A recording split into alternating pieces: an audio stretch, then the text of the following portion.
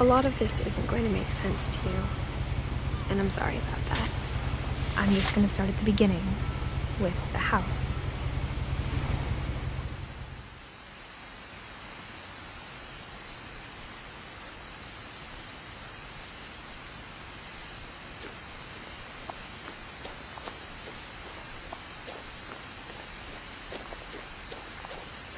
I lived here until I was 11.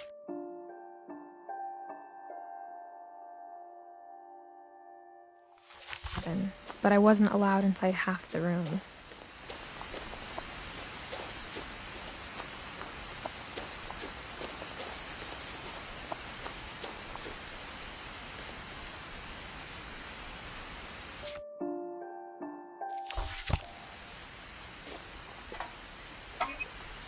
Inside the mailbox were bills from 7 years ago, marked urgent, open immediately.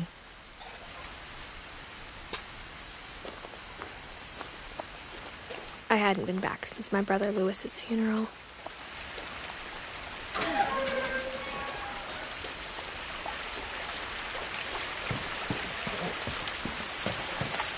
In her will, my mother left me a key, but didn't tell me what it unlocked. Maybe she thought I'd know. Or she thought that the mystery would be enough to bring me back.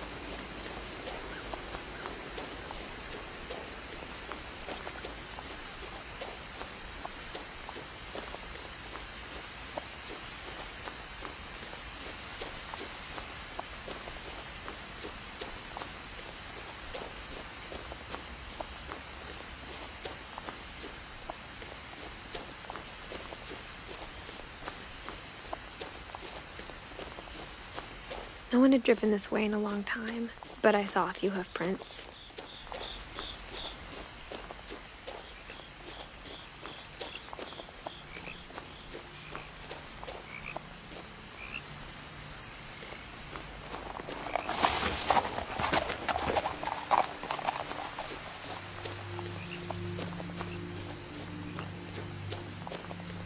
The truth is, even after I inherited the house, I never thought I'd come back to it. But now I had questions about my family that only the house knew the answers to.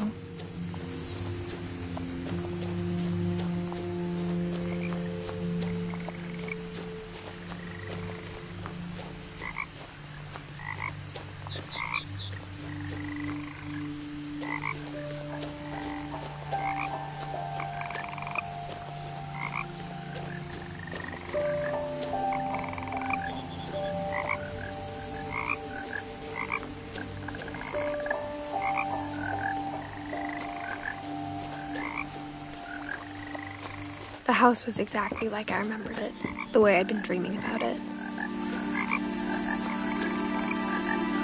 As a child, the house made me uncomfortable in a way I couldn't put into words. Now, as a 17-year-old, I knew exactly what those words were. I was afraid of the house.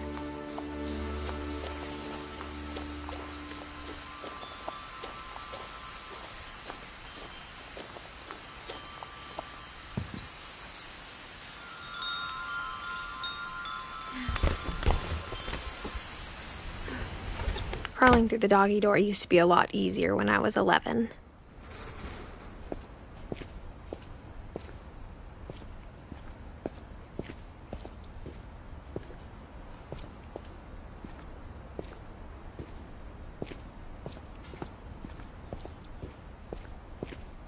For the first time in years, I felt like I was home.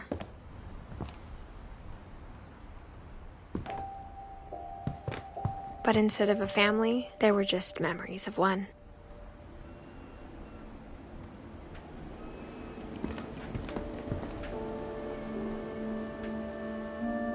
Like how only one restaurant would deliver to our house, so we had Chinese a lot.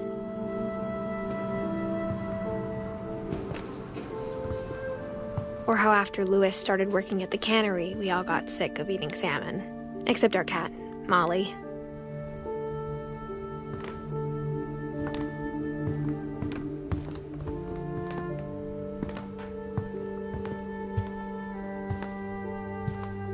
The table was still a wreck from the night we left.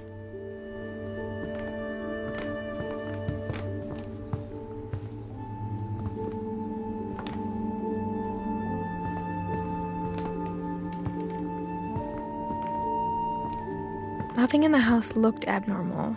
There was just too much of it, like a smile with too many teeth.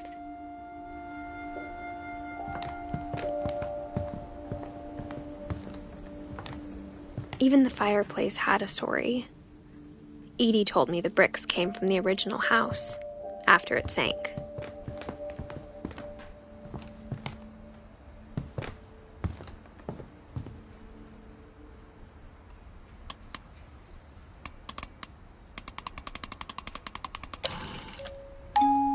Great-Grandpa Sven built a music box for Barbara, along with the rest of the house.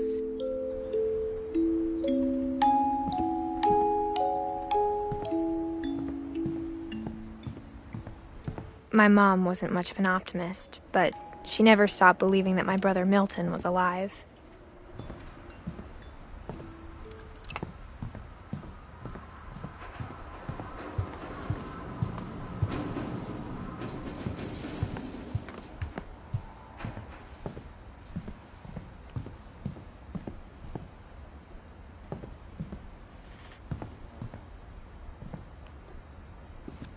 After Milton disappeared, Mom sealed up all the bedrooms. Then Edie retaliated and drilled peepholes.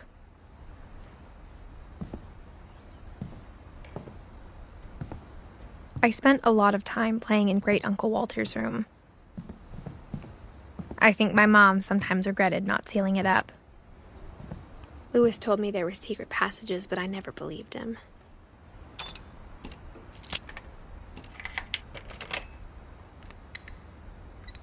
Turns out, my mom was really good at keeping secrets. Now it was time to find out what my mom had been afraid of.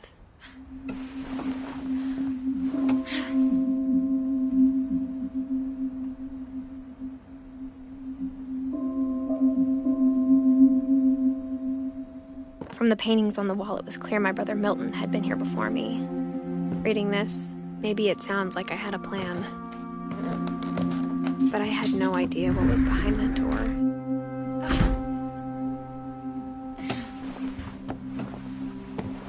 Just like I had no idea where all this was gonna lead. I grew up looking at Molly's room through the peephole. Molly's gerbil had a tiny bedroom with its own even tinier gerbil cage.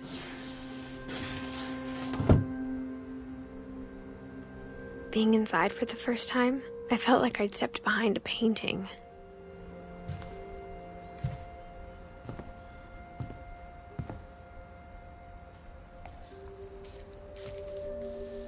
December 13th, 1947.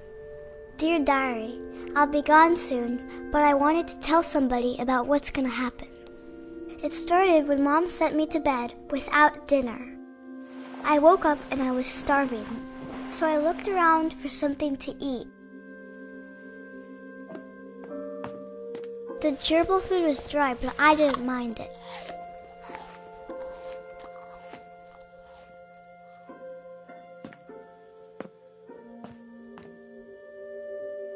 My Halloween candy was all gone.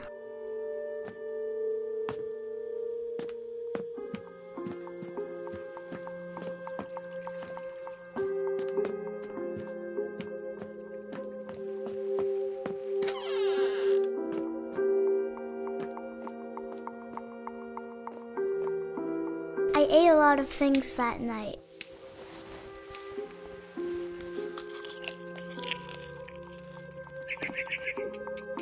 I kept eating and eating.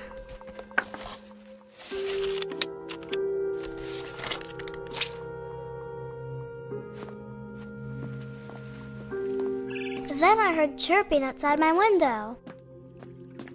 It was a barn swallow going back to her nest. I reached out for her.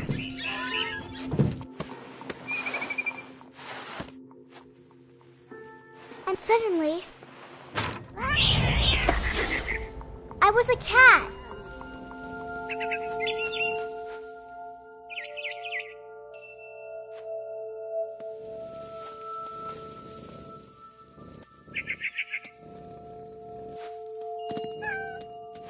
I tried to be quiet, but the bird was really scared.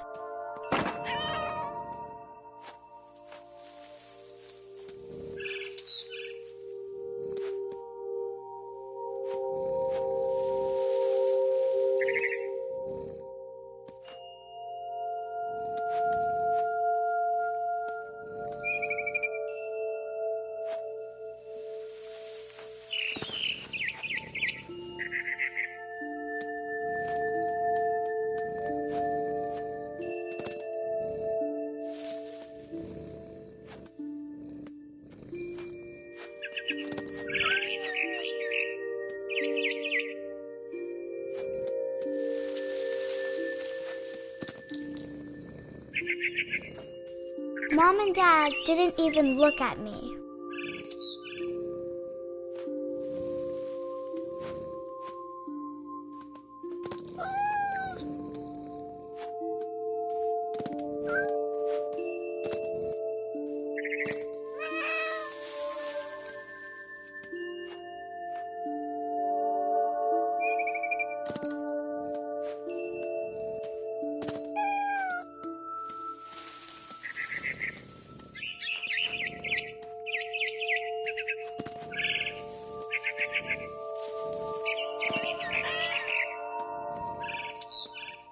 I jumped and I almost got her.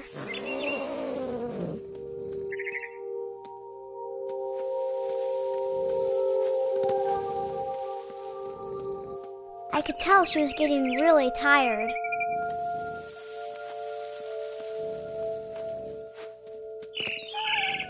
Now I was up in the big tree. I promised Dad I wouldn't climb it anymore. All I cared about was eating that mama bird.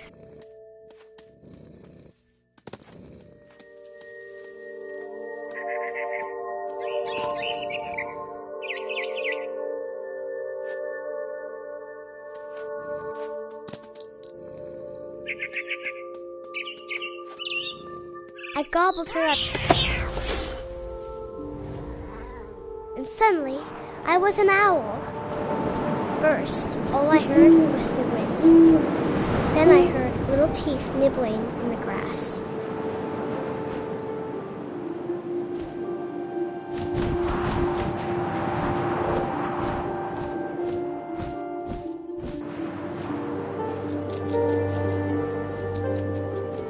Rabbits.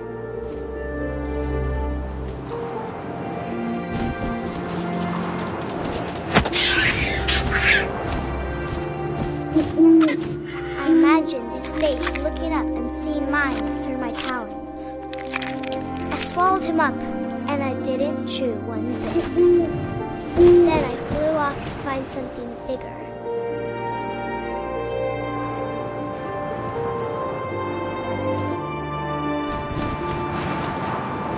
A mama rabbit.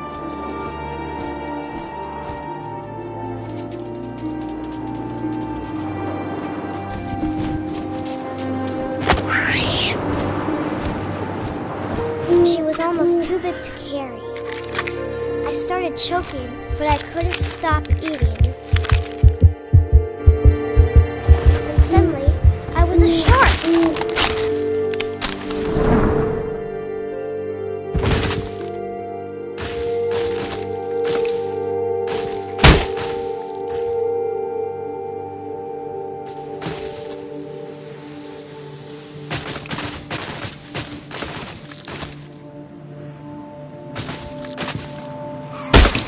I rolled off a cliff and into the ocean.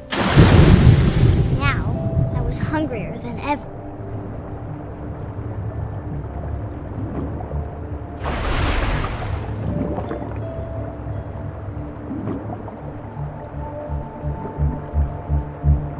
I wanted fat, juicy seals.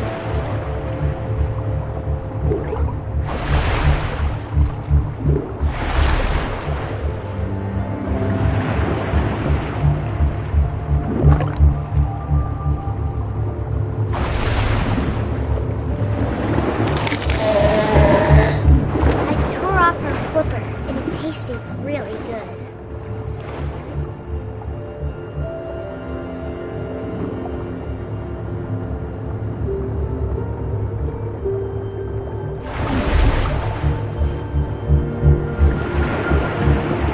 I grabbed on tight.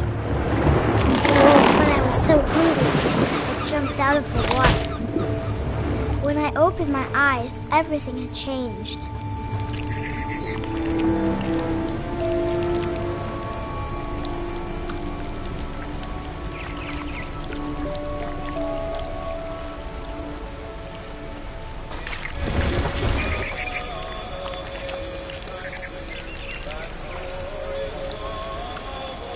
Now I was a monster, and I smelled people everywhere.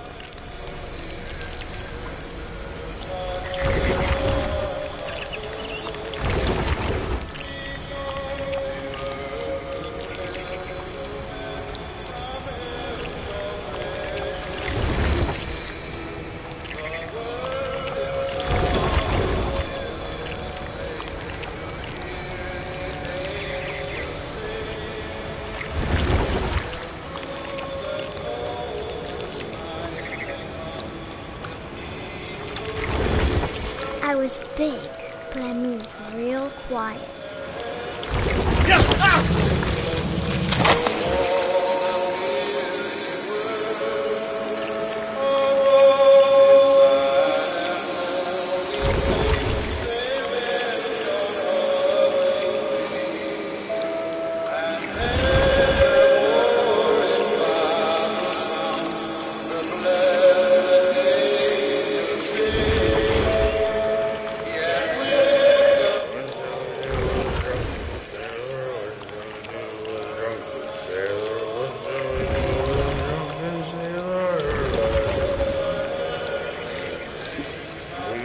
Belly with a rusty, belly.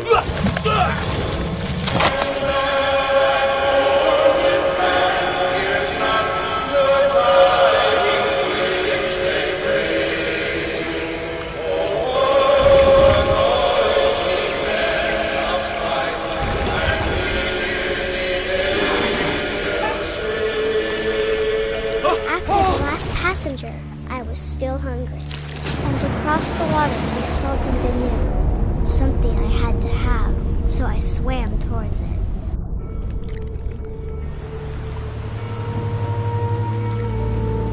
I slithered onto the sand, and the good smell went into an old pipe.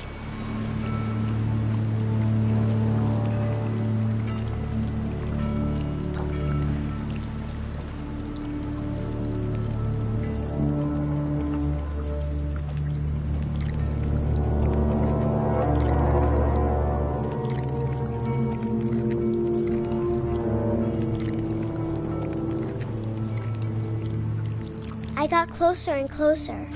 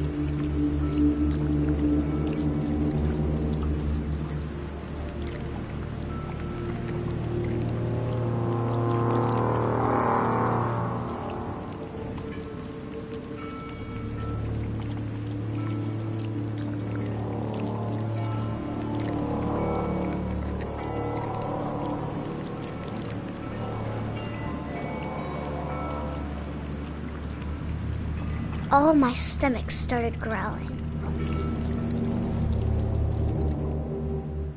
And suddenly, I was me again. I held my breath for a long time, but I couldn't hear anything.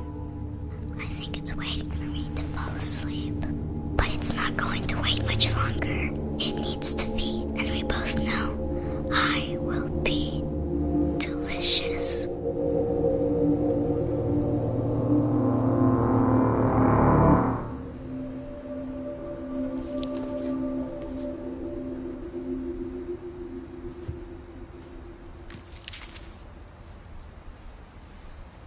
I'm not sure if I believed all of that, but I'm sure Edie would have.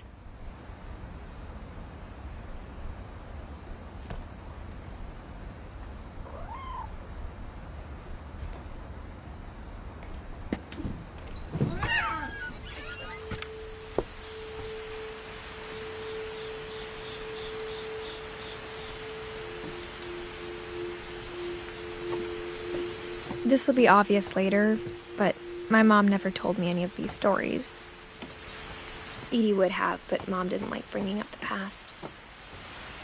Though, when we adopted a stray kitten, she was the one who named it Molly.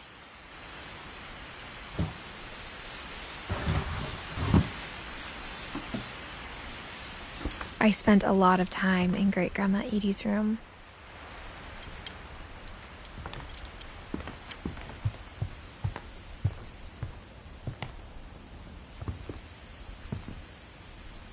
One summer, they evacuated the island, but Edie refused to go. For a few weeks, she was a celebrity. When Edie told people Sven was killed by a dragon, she could also have said he was building a dragon-shaped slide that collapsed. She could have, but she didn't. Even in her 90s, sometimes Edie seemed a lot younger than my mother. Her room was like a museum.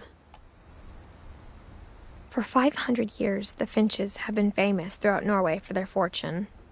And misfortune. Odin Finch buries the latest victims of the family curse, his wife Ingeborg and their newborn son, Johan. On January 7th, 1937, he set sail with his family and his house, hoping to leave the curse behind. But 40-foot waves off the coast of Washington send the house and Odin to the bottom of the sea. Odin's daughter Edie, with husband Sven and baby Molly, step ashore on their new home, Orcas Island. Odin Finch is the first to be buried in the new family cemetery. His daughter Edie is already dreaming of a new Finch house.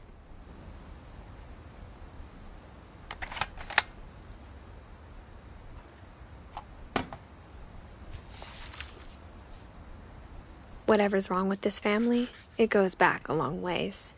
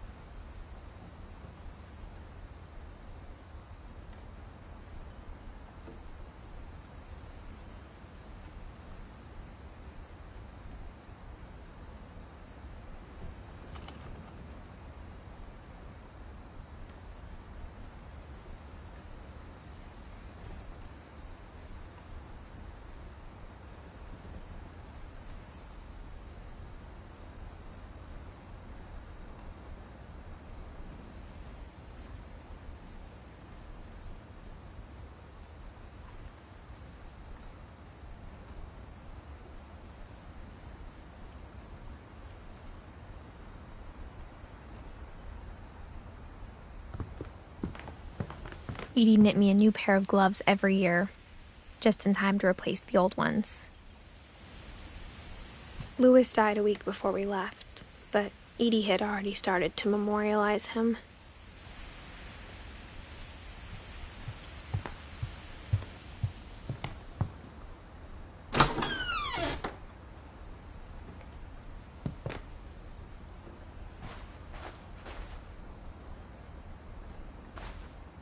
The only trace Grandpa Sam's first wife, Kay, left on the house was the pink bathroom.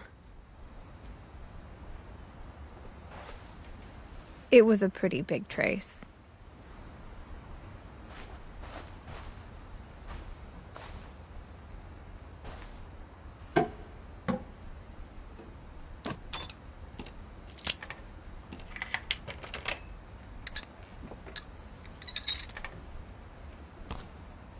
There's a secret in this bathroom.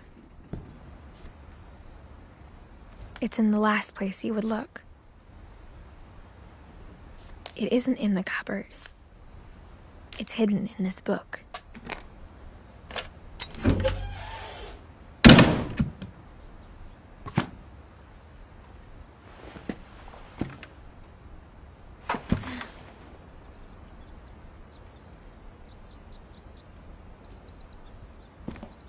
Sven gave Sam an old camera he'd refurbished. He never put it down.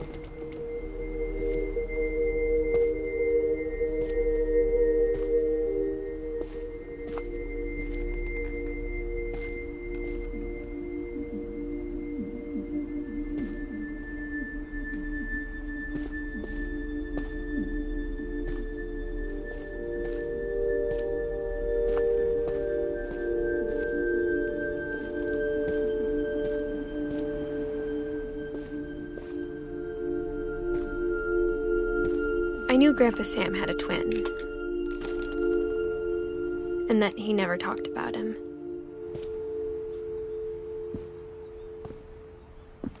I guess my grandpa didn't like history any more than my mom did.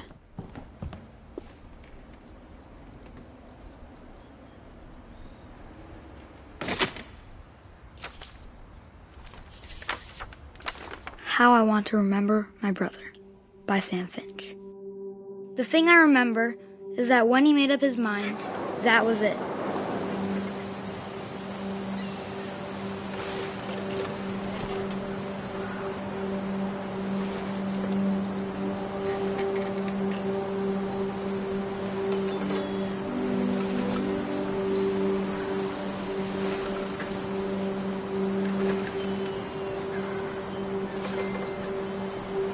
My brother said he'd die before he ate another mushroom, and he did.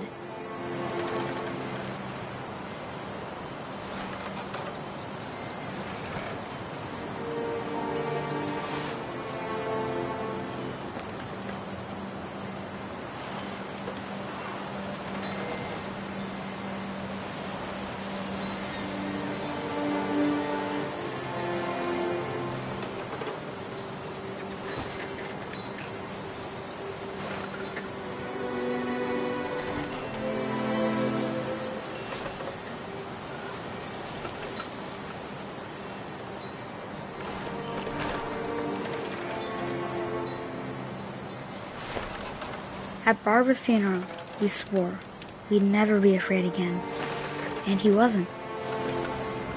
I think Calvin always wanted to fly.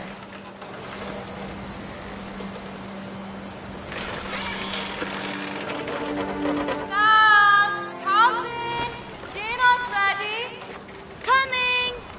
But that day, he finally made up his mind to do it. I told him going around was impossible.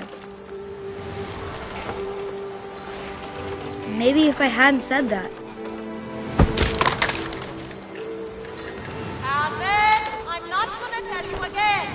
Maybe if the wind hadn't picked up, then maybe he'd still be here. But I doubt it.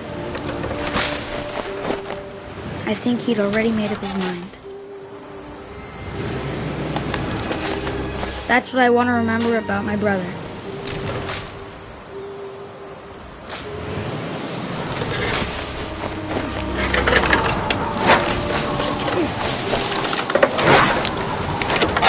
The day he made up his mind to fly. And he did.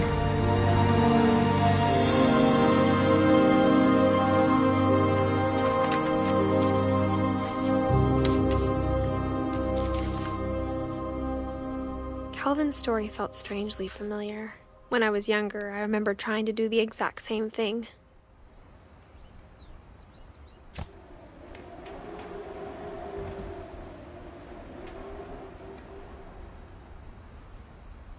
After the funeral, Edie roped off Calvin's half of the room.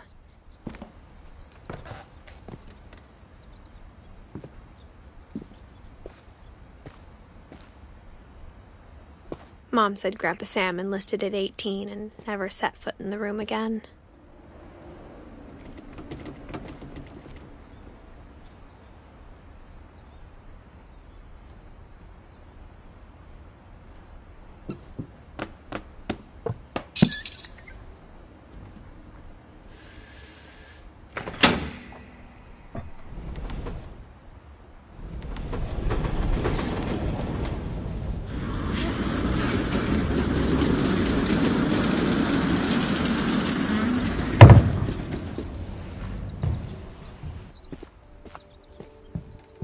The passages were a pretty tight fit.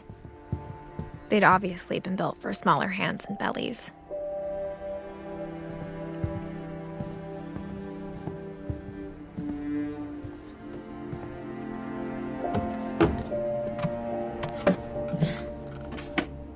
Growing up, I always thought of Barbara as a child star.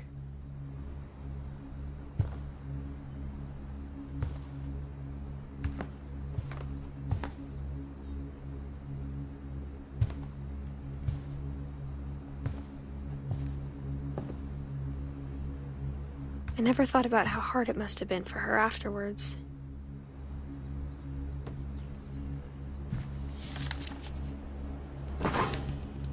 Of all the stories people wrote about Barbara's death, I'm surprised Edie saved this one.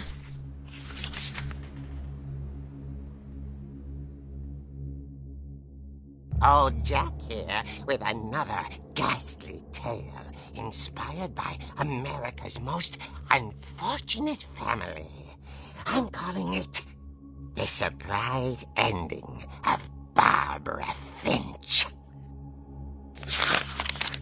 As a child star, Barbara was famous for her scream. Now at 16, she was all washed up, a has-been. But in a lucky break, she'd been asked to perform her signature scream at a local convention for monster movie fans. It was just the boost her career needed. Unfortunately, her scream hadn't aged well. Getting better. I think you just need the right motivation. Her biggest fan and current boyfriend, Rick, was about to demonstrate when... Now that was a great scream. It was Barbara's father, Sven. He'd slipped into a table saw and had to be rushed to the emergency room. So Barbara got stuck babysitting her youngest brother, Walter. Her convention comeback was cancelled. Okay, I'm hearing frustration, but I'm not hearing terror. What if I tried... A gang of hoodlums in Halloween masks have been terrorizing Orcas Island tonight. Police are urging residents to... That came from the basement. You're right! Also, I loved your delivery on that. Why is your basement door locked? Because my dad likes making puzzles and secret passages. There's a key hidden in the music box. The secret is to keep winding and winding until finally the key pops out. Thanks, babe. I'll be back in a sec. 20 minutes later, Rick hadn't returned.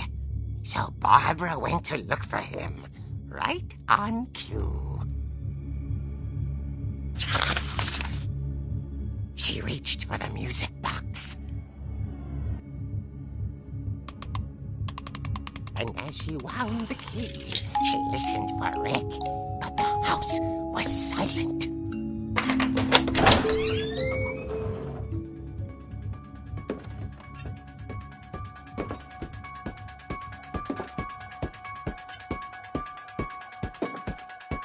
She found Rick's crutch and imagined the worst.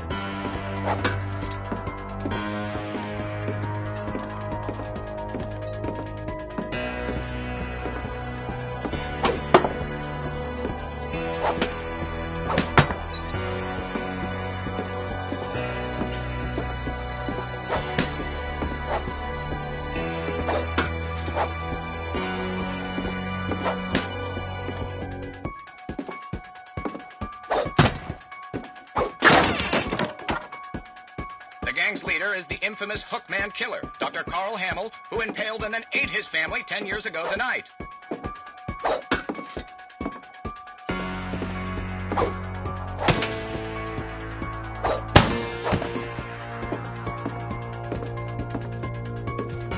The old fridge rattled and grew still. Oh, dear! Oh! Rick? Barb, relax. I was just trying to scare you to help you find your scream. Well, I'm not scared, Rick. I'm furious. Then act furious. All I'm getting from you now is that you're hurt and confused and you... She threw him out, but she kept a little something to remember him by. Barb, have you seen my other crutch? And she was still holding it when she fell asleep watching the late picture show. Hours later... Barbara! Walter, what's going on up there? Ah! Okay, I'm coming up, but if this is a trick, you're dead, Walter.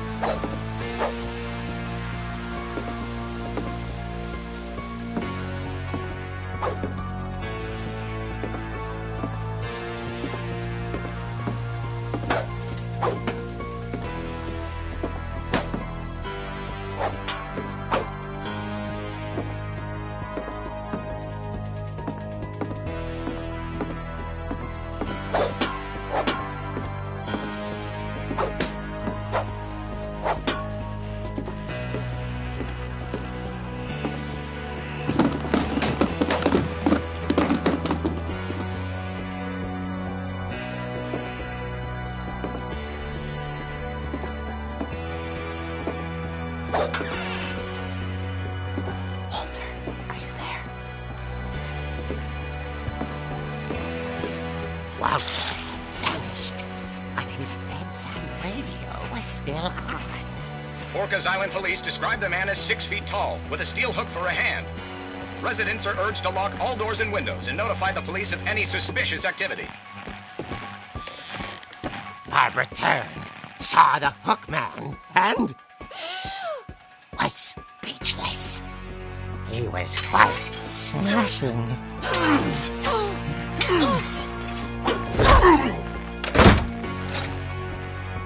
And he was. He couldn't get enough of Barbara. Okay, Barbara, there's gotta be another way out of here.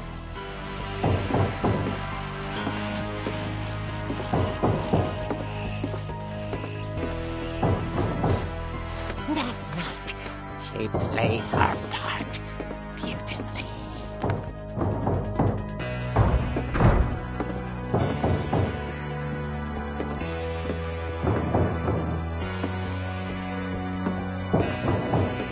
She thought about abandoning Walter, but just couldn't do it.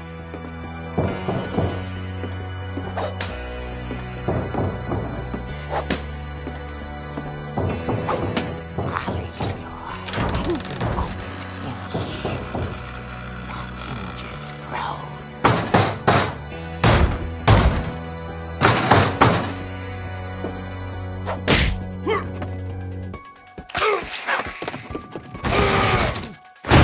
He wasn't moving, but she sensed the story might not be over yet.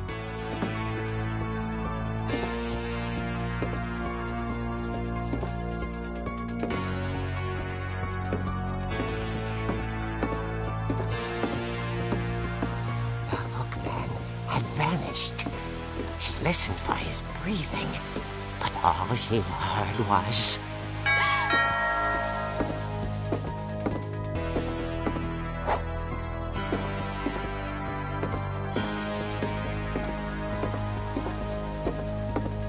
Someone at the door was dying to speak to young Barbara. At the door, she heard whispering. It was coming from inside the house.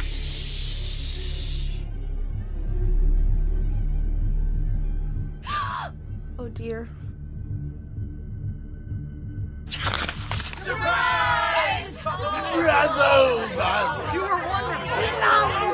The monsters had come to surprise her. For Barbara, it was a dream come true. Then she saw what kind of monsters they were, and she realized what was about to happen. She was going to be famous.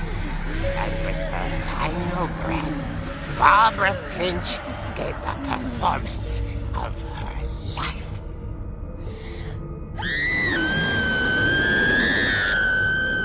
I wasn't there myself, but I hear Barbara was magnificent. Poor girl. She had a taste for stardom. But unfortunately, so did her fans.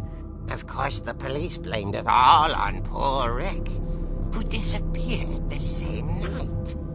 And little Walter? Hiding under his bed the whole time. He took it all pretty hard, but that's another story. As for Barbara, tucked inside the music box is all they ever found of her. Her ear. Now that's what I call a real eerie tale.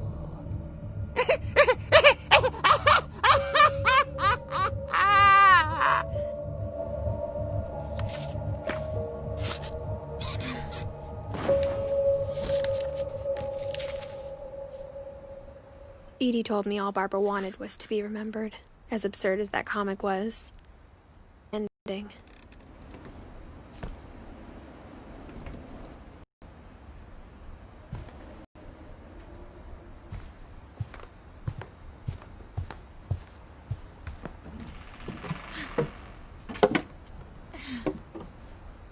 I guess now I know why Mom didn't like me playing with the music box.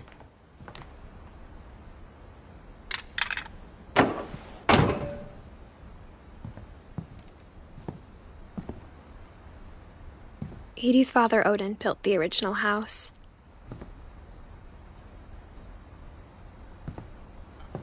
Whenever people ask me about my family, the first thing they always want to know about is Barbara.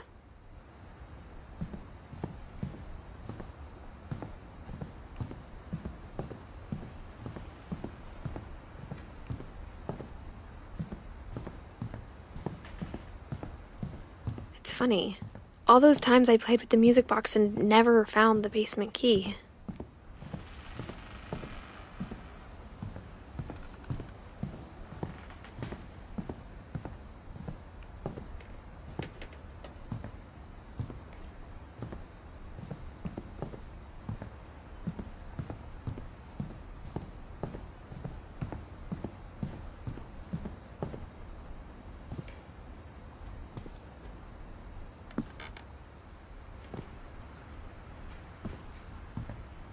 A lot of things got left behind in the whirlwind of that last night.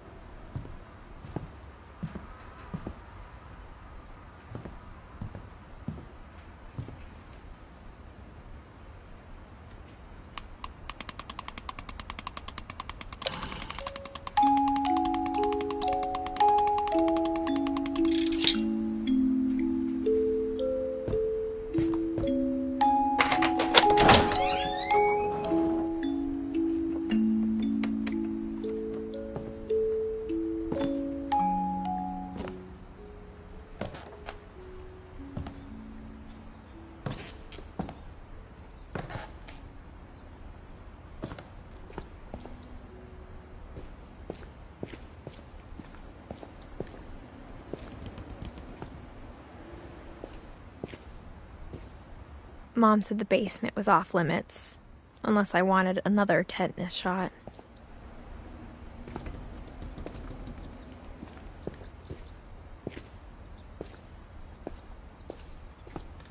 I saw Edie sneak down to the basement once, carrying packages.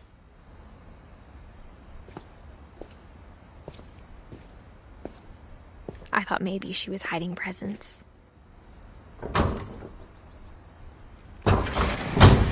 It turned out she was hiding a lot more than that.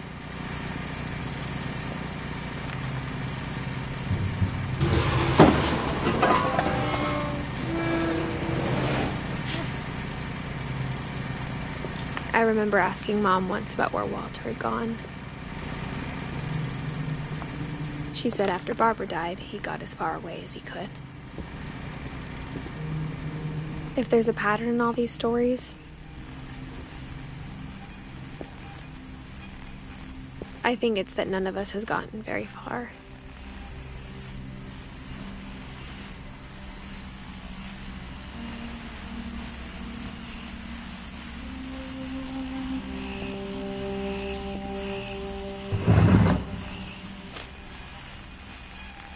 Goodbye, everyone. I can't believe I've been down here for 30 years.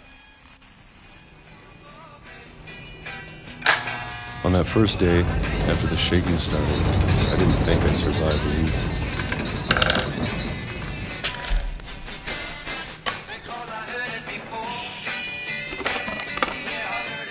But after a few days, I settled into a routine. That's what kept me sane. Having a schedule, living for today. I always expected to be dead tomorrow. But if you wait long enough, you get used to anything.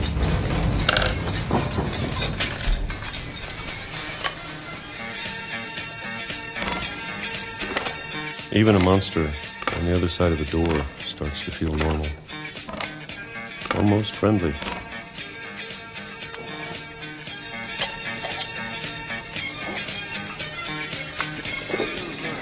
And then one day, everything just stopped. Whatever that thing was, it was gone. Maybe it got tired of waiting. Or maybe I just got tired of being afraid.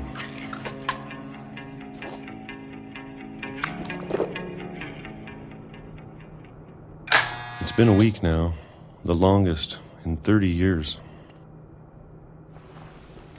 I'm done waiting. I have to leave while I still can.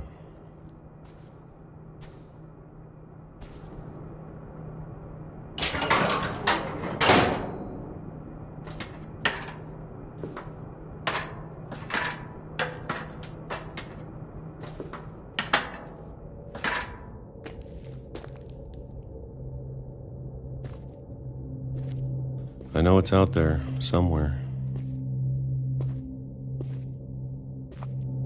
Whatever killed Barbara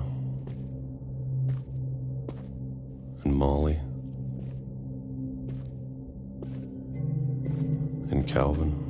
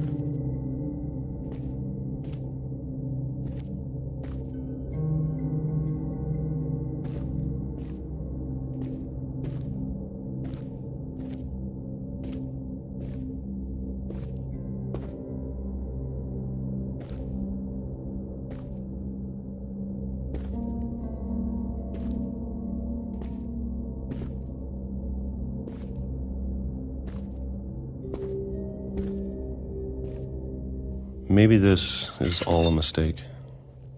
But I need to stop living the same day, even if it kills me.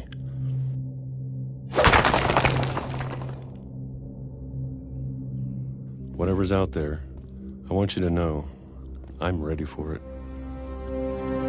I'm going to appreciate all of it, especially the food. I don't mind if I only have a year left, or a month, or a single week. I'd be happy with one meal a day. I can already imagine the sun on my face.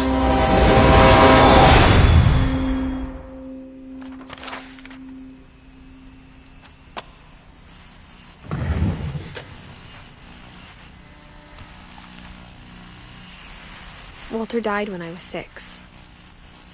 I can't believe my mom never told me he was down here.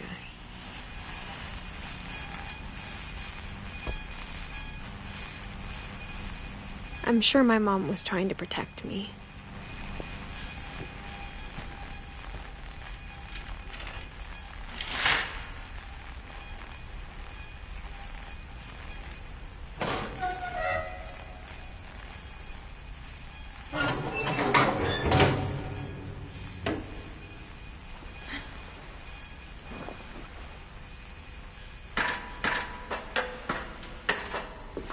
Maybe she was afraid I'd end up like Walter.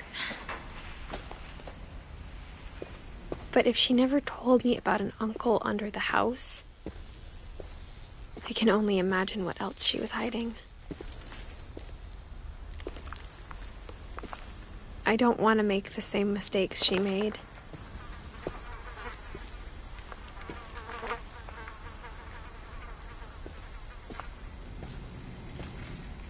Trying to bury something that's still alive.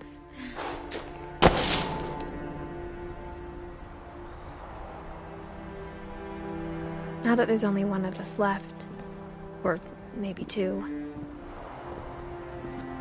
I thought it was time I heard the stories for myself and found out what happened to everyone else. But now I'm worried the stories themselves might be the problem. Maybe we believed so much in a family curse, we made it real.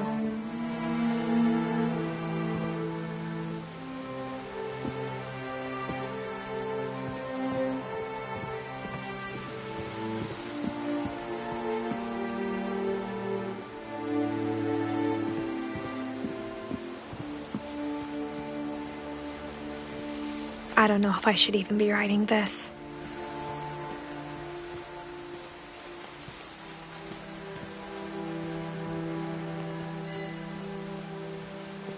Maybe it'd be better if all this just died with me.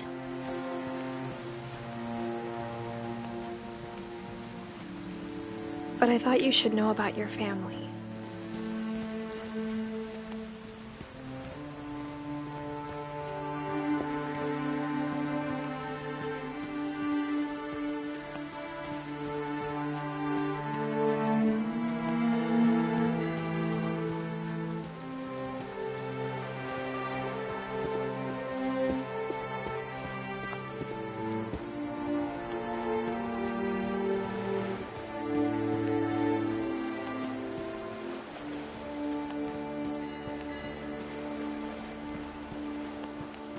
Though to be honest, I feel as lost as you probably do right now. I think the people in these stories believed them, for what that's worth.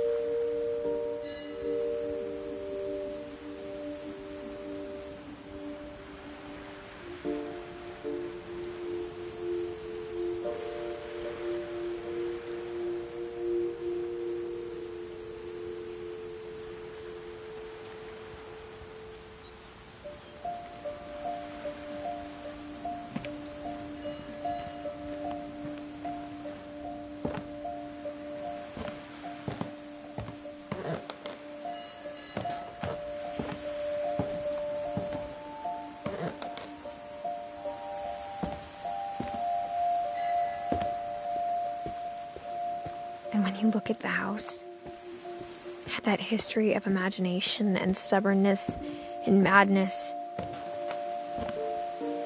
any of it seems possible.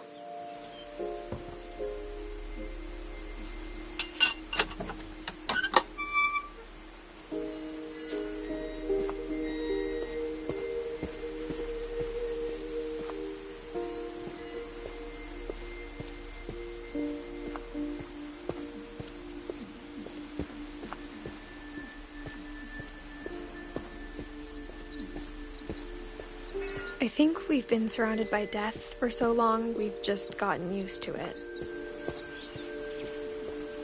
What kind of family finishes building a cemetery before starting the house?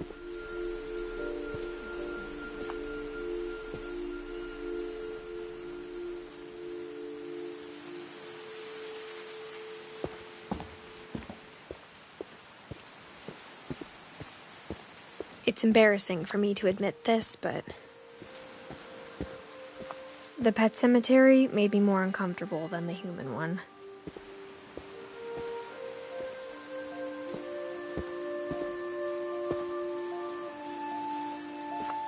Three of the gerbils are mine, and 2 had been my fault.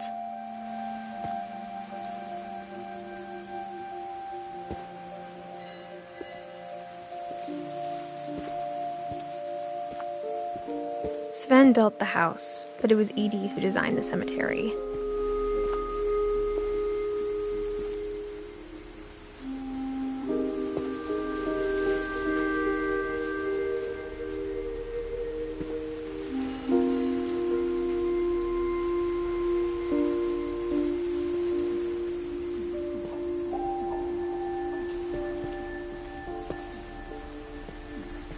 I'm sure Odin's monument had been Edie's idea.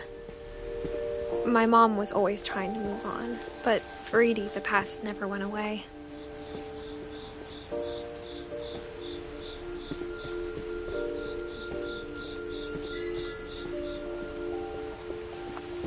She could see it poking out of the water at low tide.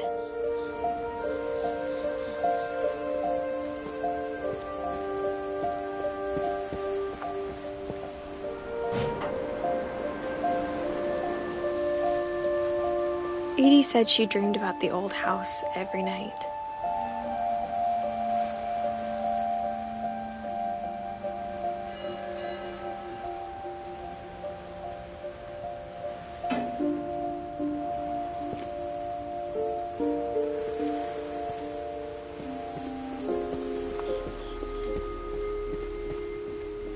Edie's side was always easier for me to understand.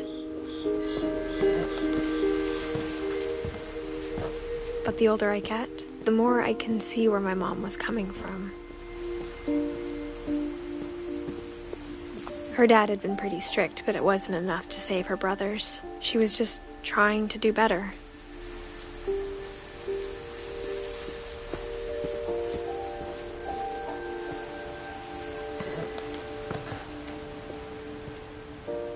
She lost 2 of her brothers, just like I did. I get why she tried so hard to protect us.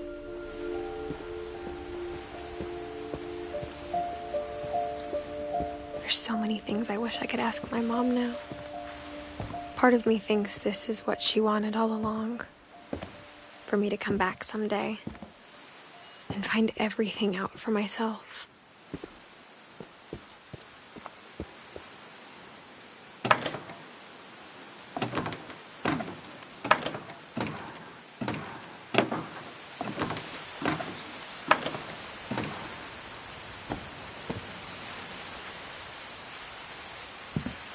But looking back on it now,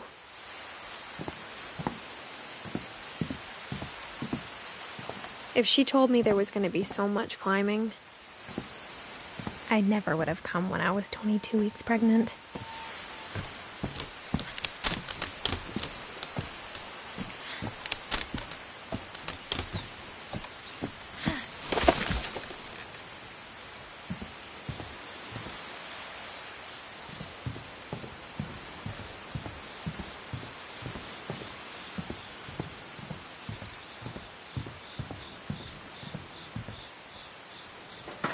I never met Grandpa Sam, but I think he and my mom had a lot in common.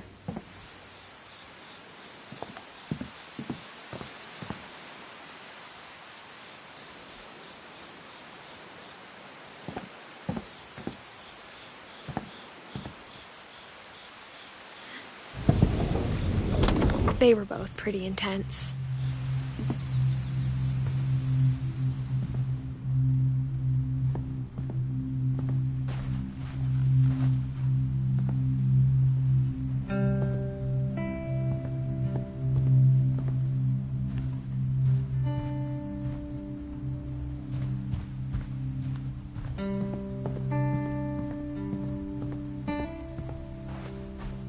Sam spent his life shooting photos, but Mom said he got nervous being in front of the camera.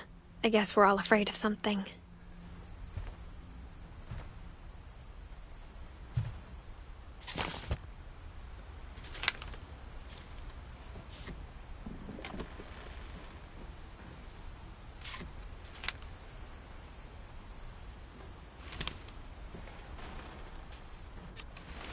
Dawn, I promise, you'll never forget this weekend.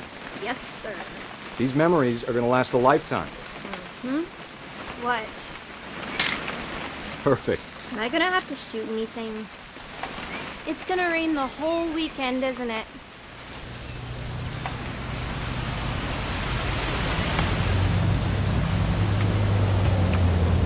I will never forget this weekend, Dad. That's the spirit. Okay, got it. I'm gonna take some pictures, okay? Just be careful.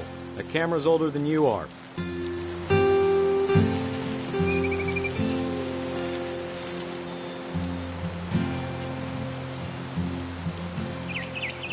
You're right, Dad. It's starting to clear up. Still freezing, though. Aw.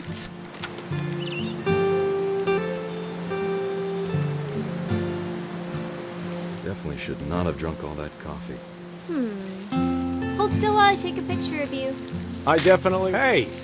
That's a keeper. Nothing quite like being outside. I'm just saying, I'm not always gonna be here, Dawn. You'll need to remember this stuff, if you want to survive. I'll be fine, Dad. You know who else thought he was gonna be fine? Some guy who died. Dawn, I'm being serious. I know, Dad. You're always serious. Doesn't being out here make you want to chill out? Well, to tell you the truth, I haven't been out here in 20 years. Dad! Good eyes, Dawn.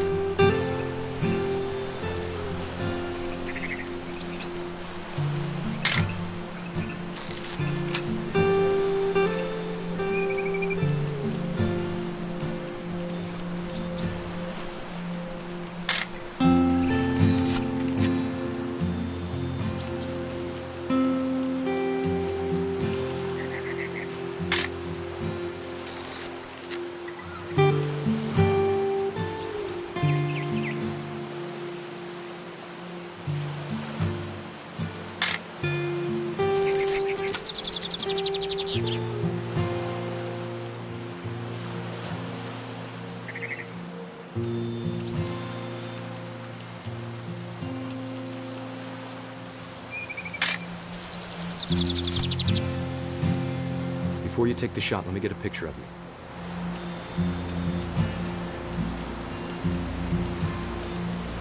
Dad, I... Just breathe. Turn off your imagination. Focus on your target.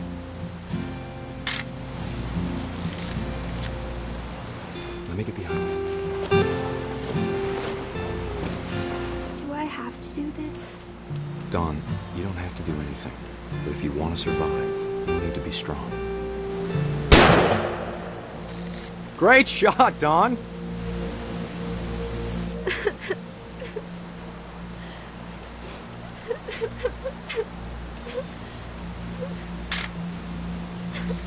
I'm proud of you, Dawn. Always remember that, okay?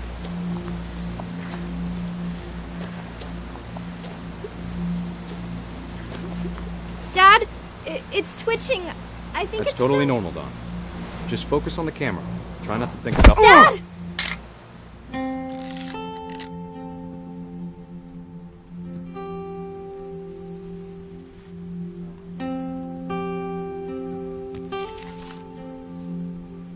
Of all these stories, that's the one I wish most that my mom had told me.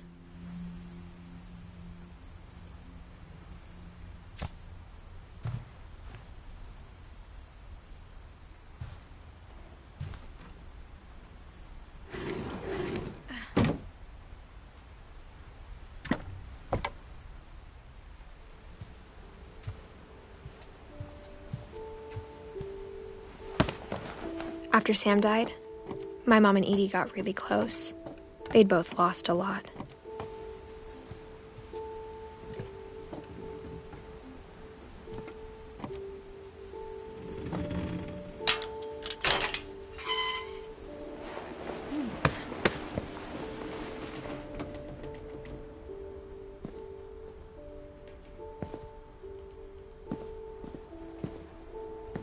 I can't imagine my mom ever writing poetry, and yet...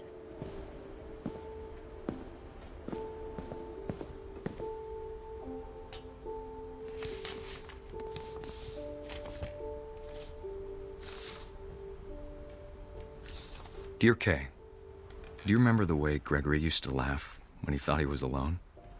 Like something funny was happening, but only he could see it. I think he saw things the rest of us don't.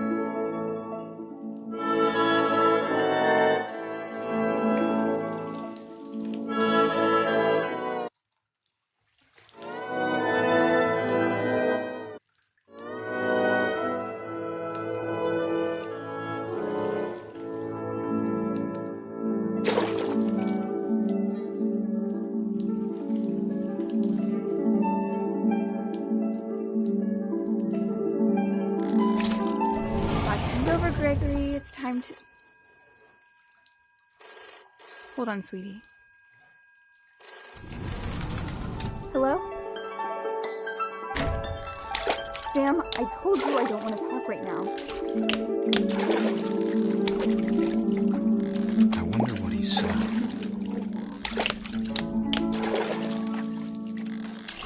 What his world was like.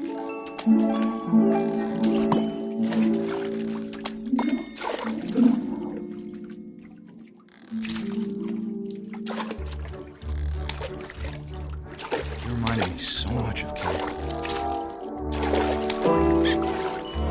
Lost in his imagination.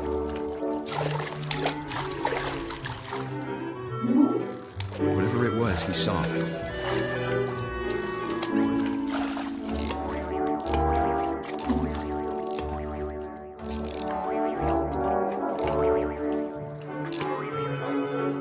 It sure made him happy.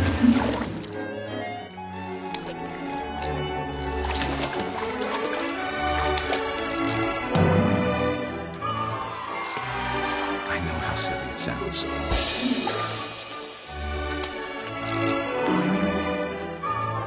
That I worried about a baby being too happy. I could feel him slipping away. Sorry about that, Gregory. I know you did everything you could. Maybe if I hadn't called that night. Damn it. Hold on, I don't want Gregory to hear this. I wish he could have told us about the world he saw.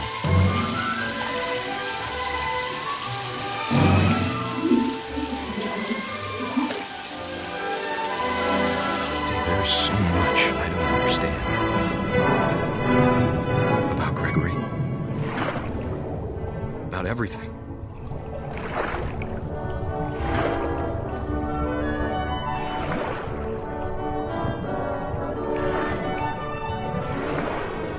But I know what happened wasn't your fault.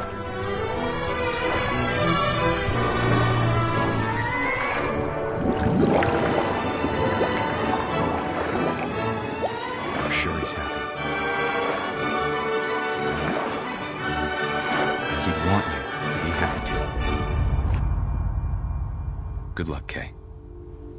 Love, Sam.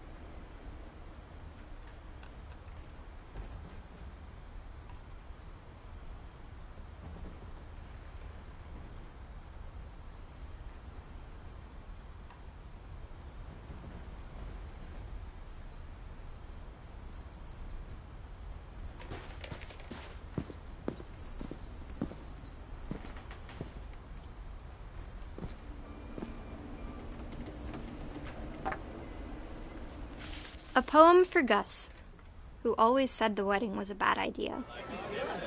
Our father never hit us kids, at least not very hard, before the day my brother said with teenage disregard that he'd be dead before he'd see a wedding in our yard.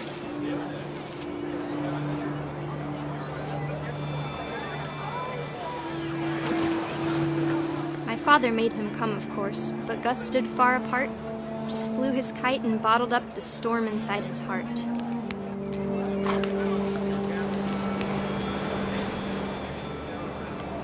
I tried to talk him out of it, but though he'd never met her, "We don't need a stepmom," were the words that I now pronounce you husband and wife. Make him cry.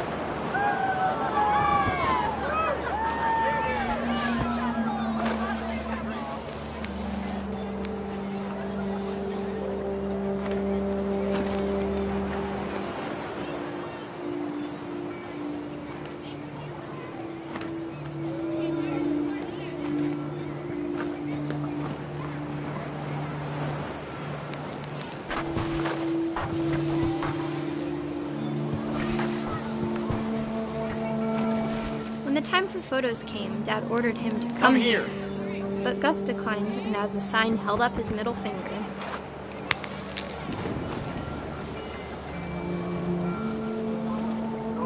The wind picked up, and panicked geese appeared and quickly went. But all the humans did that day was go inside the tent.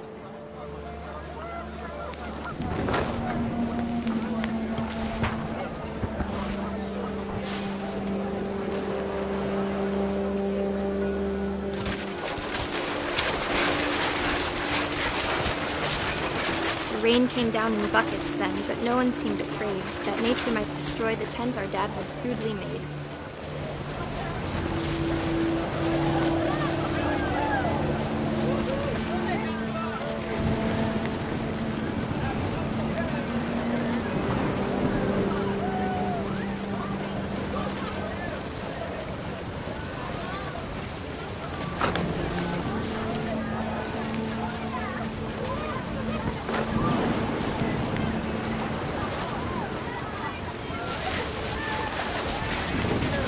Thunder sounded much too close and full of angry power. But all my father said to this was, "Make the music louder."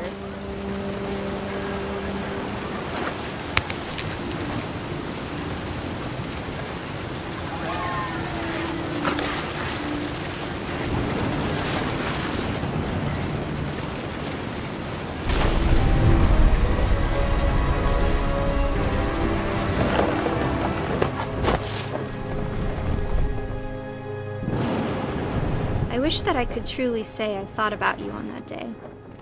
Out there on the beach alone, just you, the wind, the sea, and foam. But I didn't, until we found you.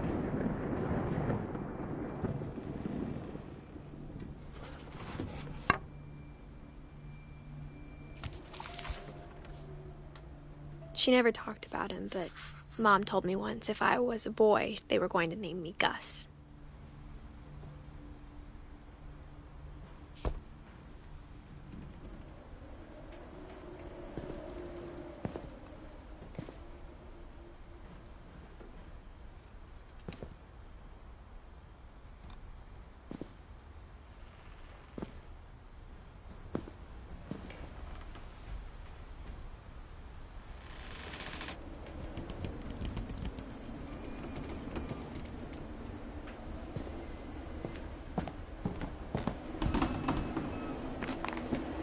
My mom moved up to the loft after her brothers died.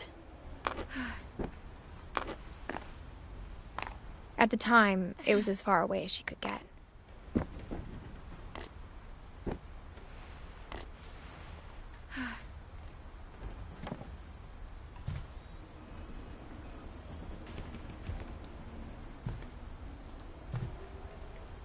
She spent a summer building houses in Calcutta, where she met my dad, Sanjay.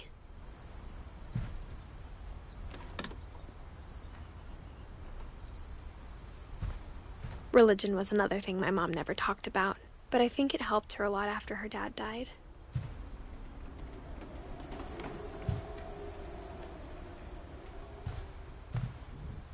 My mom moved to India a week after graduation and got a job teaching English. Louis was born a year later.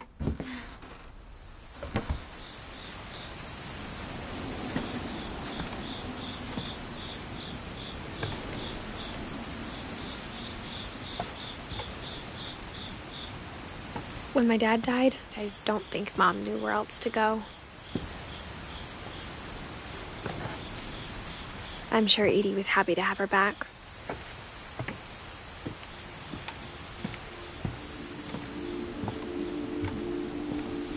The house had to get a little bigger, but Edie was used to that.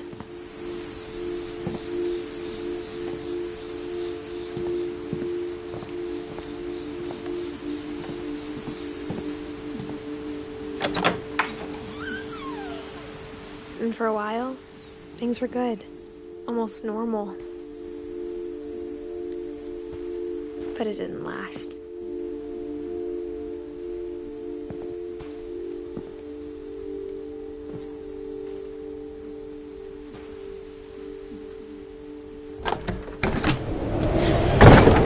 The beginning of the end was Milton's 10th birthday, when Edie gave him a castle.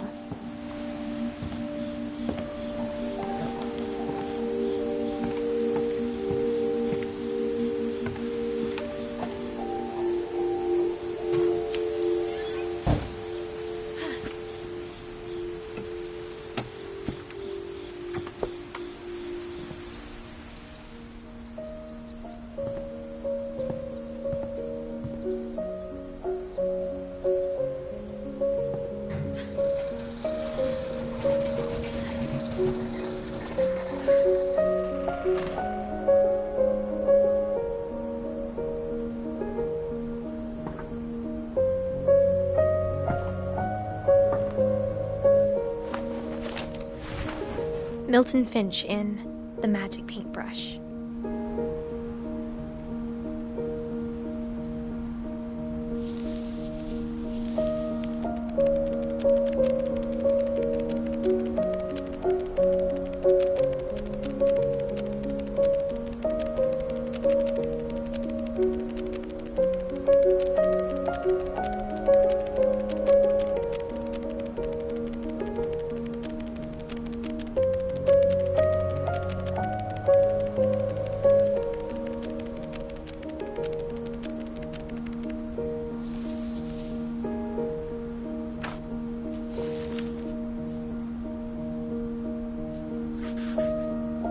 I was 4 when Milton disappeared.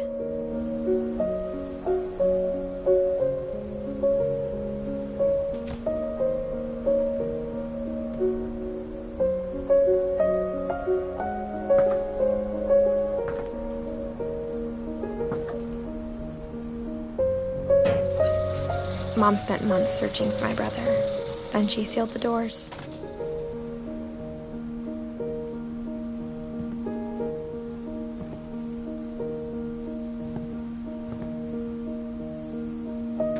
Whatever Milton had found in the house, Mom didn't want it getting out.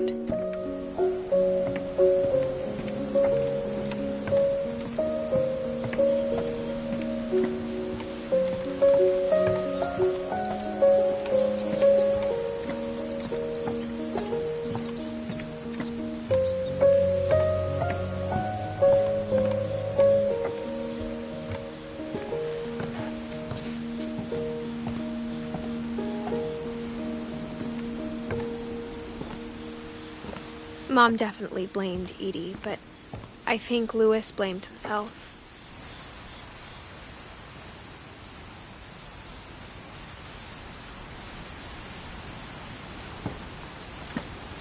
After he graduated, he just spent more and more time in his room, until Mom got him a job at the cannery.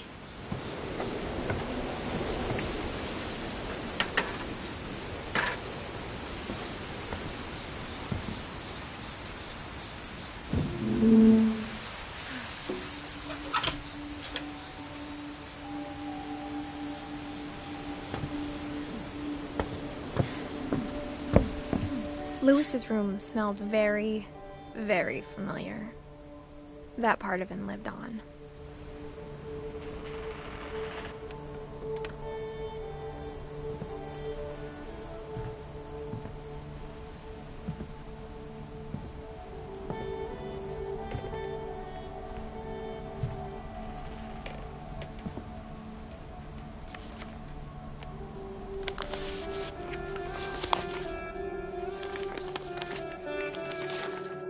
Dear Mrs. Finch, as Louis's psychiatrist, I can understand your desire for an explanation.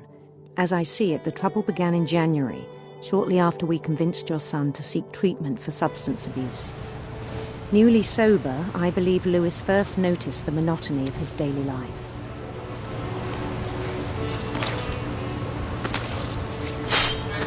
He kept working at the cannery. But he withdrew part of himself. In our sessions, I saw the same behavior. His mind began to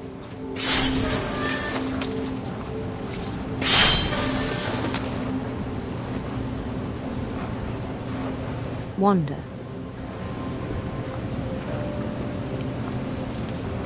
I asked him to describe it. He said he started small, imagining a labyrinth. He'd feel his way about. Then something moved. Bats. And toads. And things that have not names.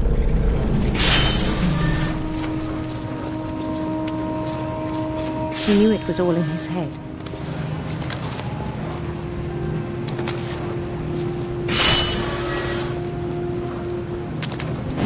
He took it very seriously. I had hoped he'd find himself.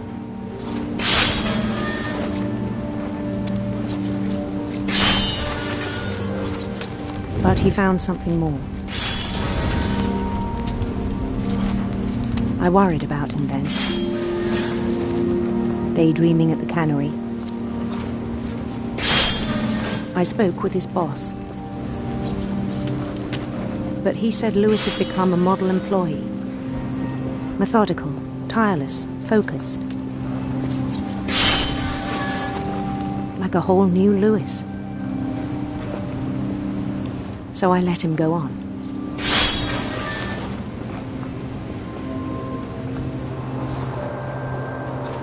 I even encouraged him. It seemed very promising at first. He told me he'd made a new friend.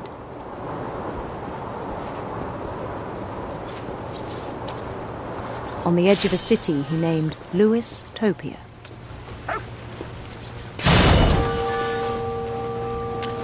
He built the city up slowly, brick by brick. Then he made musicians.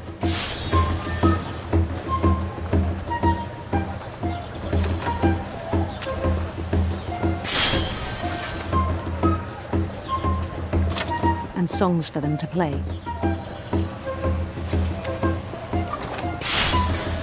He talked about starting a band.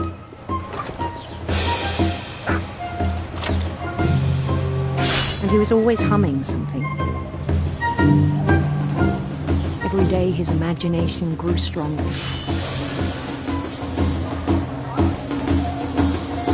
He no longer spoke at the cannery. But his chopping was as reliable as ever. Then one day it struck him that all the cheering crowds, even the stones under his feet, were all in his imagination, so he could do whatever he wished.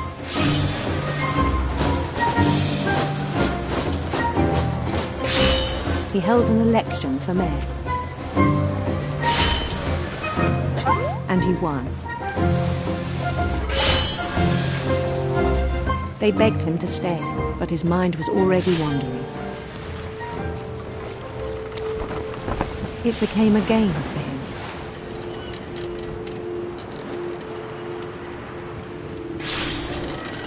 He'd conquer a city, then immediately push on. New Louisville.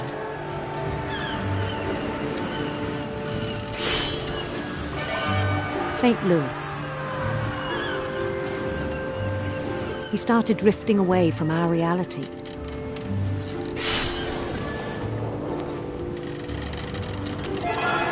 Minneapolis, until one day he forgot to go home from the cannery. Even as his mother pleaded with him, part of Louis kept sailing on.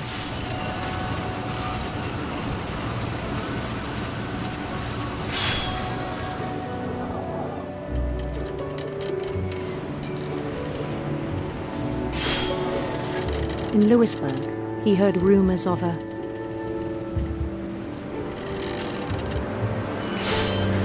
handsome queen.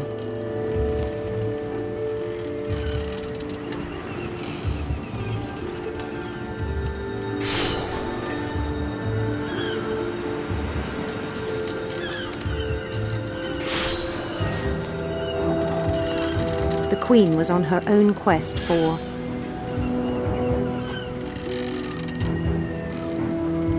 sinister serpents.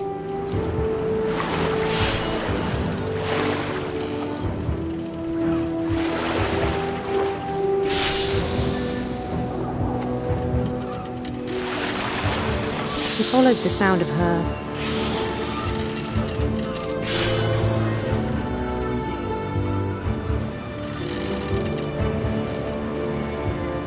electric sitar.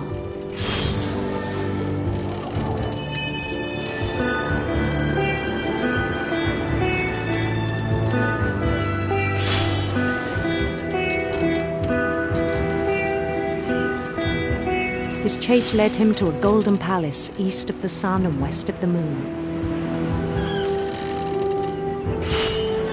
Even then, his logic remained sound.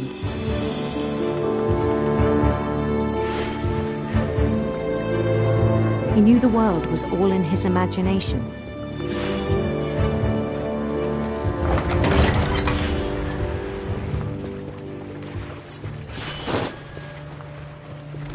But he was so proud of having created it. In his own eyes, he'd become something greater than a king.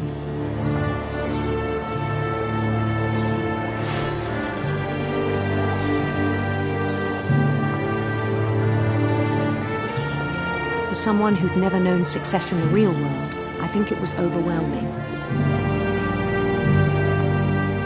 And then it struck him that the real Louis was not the one chopping salmon, but the one climbing the steps of a golden palace.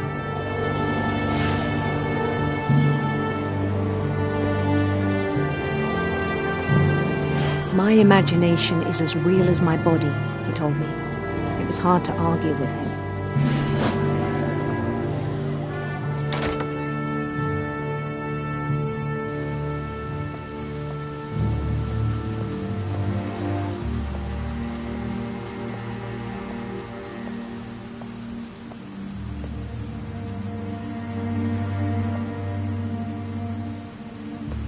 He began to forget the world we know.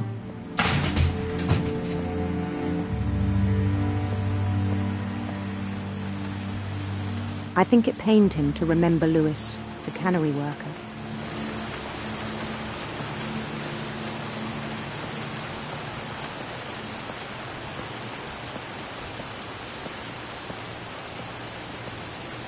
He began to despise the man with a royal contempt.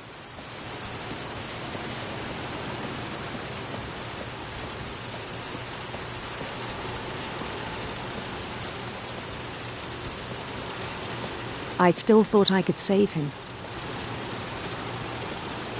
Even after he said he was being crowned king over all the lands of wonder.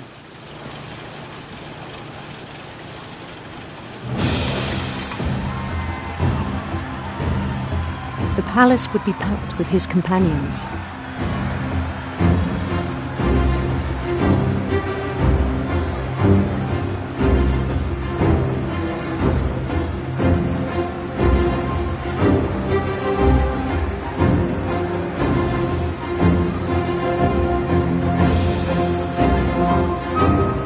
Including the wise Calico who had insisted on advising him.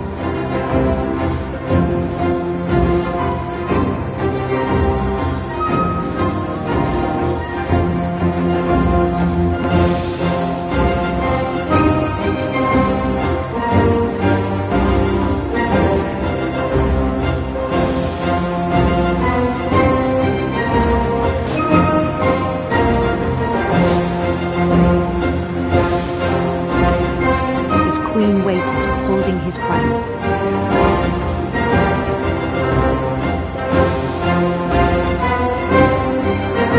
There was only one thing left to do.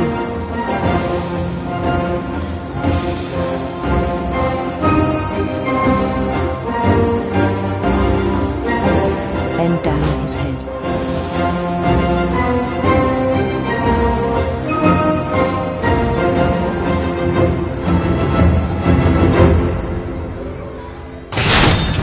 The rest I think you know. Mrs. Finch, your son was a kind man who will be missed by all of us who knew him.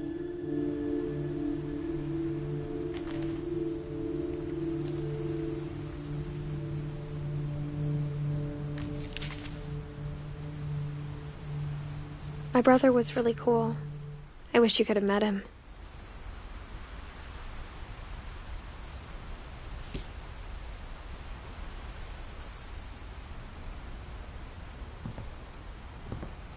Lewis and I spent a lot of time playing games together, but he was surprisingly bad at them. He died a lot.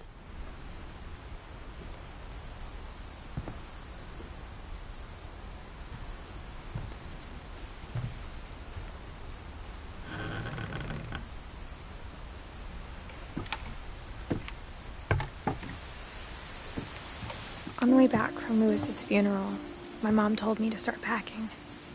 She waited until the day before we left to tell Edie. I'm not sure if she wanted to make it easier or harder.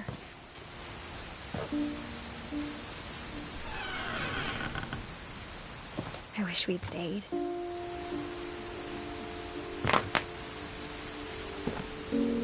But I understand why we left.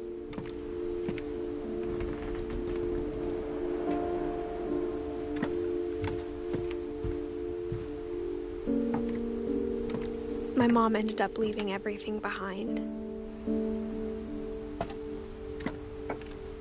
What happened that night had been coming for a long time.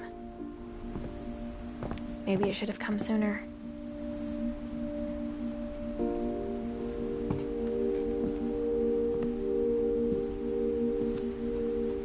But it had to end one way or another. All that's left now is to tell you about that last night.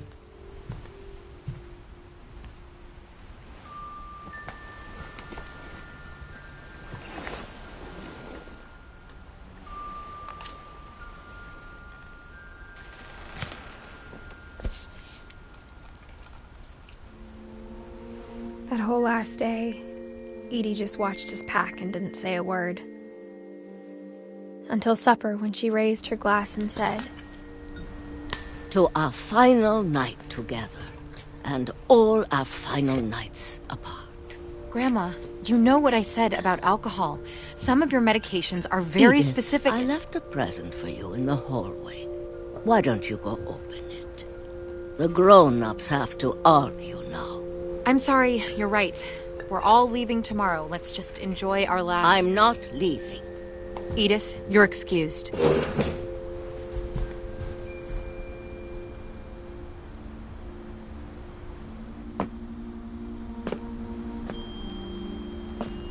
The power had been shut off that morning, but Edie always had plenty of candles.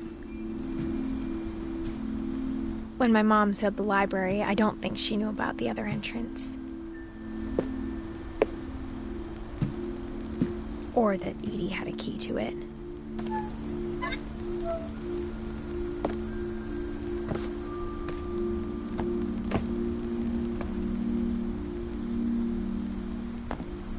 That thing you're afraid of isn't going to end when you leave the house.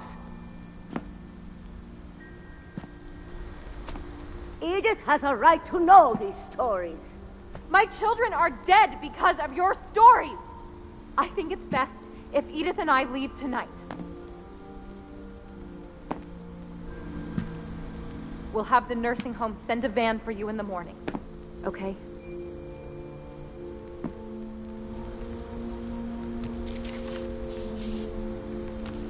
Dear Edith, there's so many stories I wish I could tell you, but there's only time for one.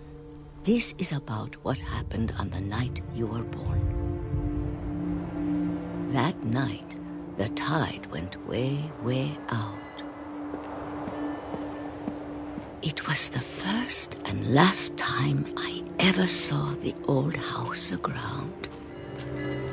There'd been an earthquake out in the middle of the ocean. They called it the lowest tide in 1,000 years. God, it smelled awful.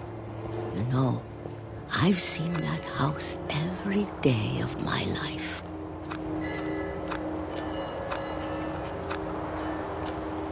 But I never thought I'd go back to it.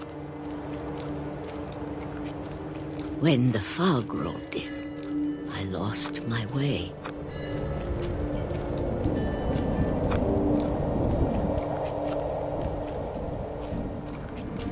I got turned around.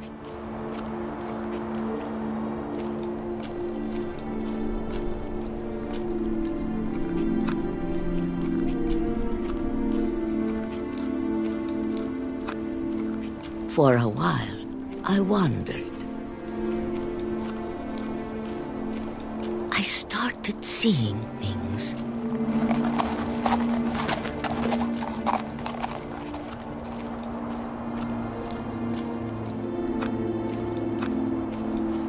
Things I'd forgotten had ever existed.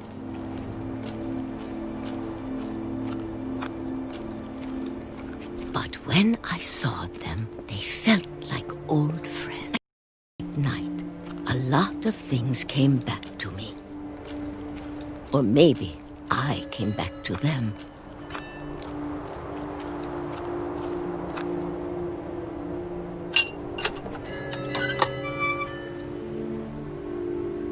Things I can't explain, but that I need you to try and... Edith, what are you doing in here?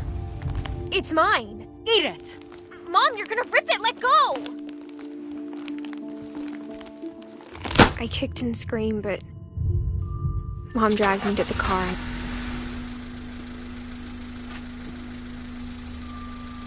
I never saw Great-Grandma Edie again.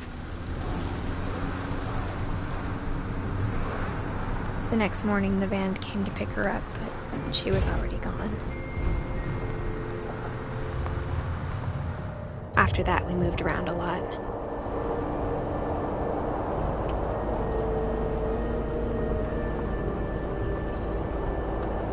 We both tried to make the best of it.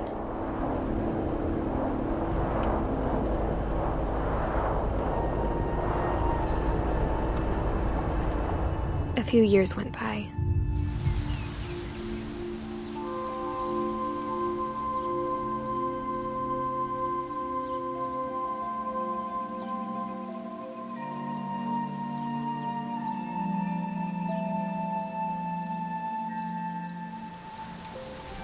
My mom doesn't like to talk about it. But she started getting sick a lot. The rest happened pretty quickly.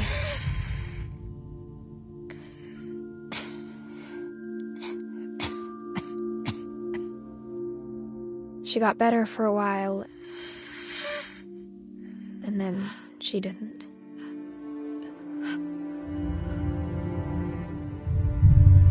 And then I was alone.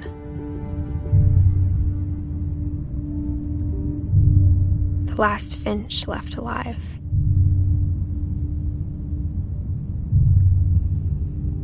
Until I found out about you. I'm still not sure what to tell you about all this. If we lived forever, maybe we'd have time to understand things. But as it is, I think the best we can do is try to open our eyes. And appreciate how strange and brief all of this is.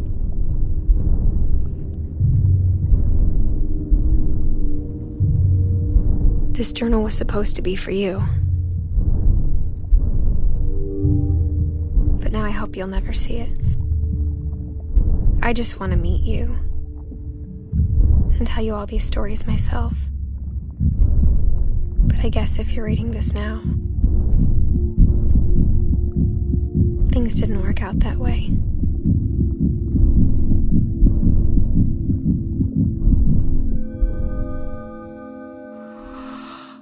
This is where your story begins.